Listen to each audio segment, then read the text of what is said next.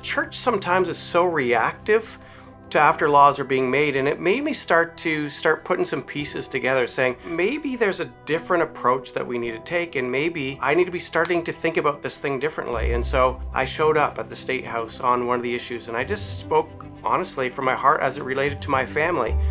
But then I got a taste of realizing that, first of all, I love those people who, at least in the state of New Hampshire, give their time to serve our state. And when we get to understand who they are, they're just people trying to serve our state.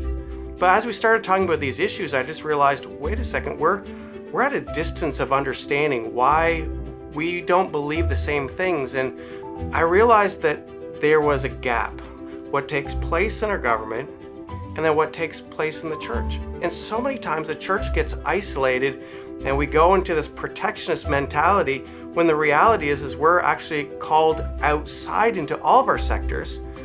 Politics is a place, business, our education, but even more so, I just find that the day and age that we live in, we find ourselves being reactionary. And I don't think it's the place for the church to be reactionary. I think we have always been in charge and entrusted with this call to influence culture, not react to it. I just determined at that moment that we were going to do something different. We were going to be involved.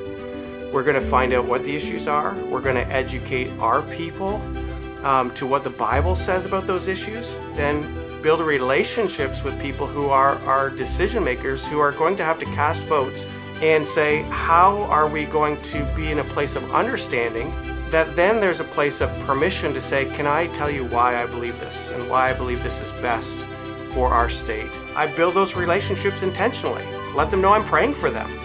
Because after all, they are volunteering their time to do it. It's a big deal.